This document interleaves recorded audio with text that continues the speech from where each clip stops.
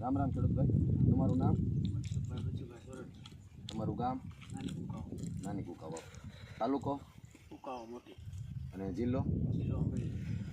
તમે આ કઈ વેરાયટી વાવેલી છે? સંકેત વેરાયટી. કઈ કંપનીનું છે? નાથસીડનું.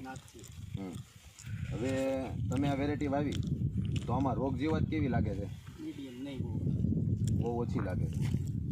હવે માનો કે આપણે જે છોડ પાસે ઊભા છીએ તો આમાં એક છોડમાં કેટલા ઝીંડવા છે? 121 ઝીંડવા હાલના સમયે છે.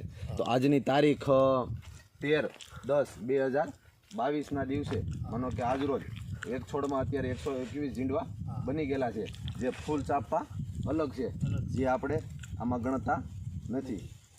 તો હવે તમારો અભિપ્રાય શું છે? માનો કે બીજા ખેડૂતોને તમે ભલામણ કરો છો આ વેરાયટી વાવવા માટે?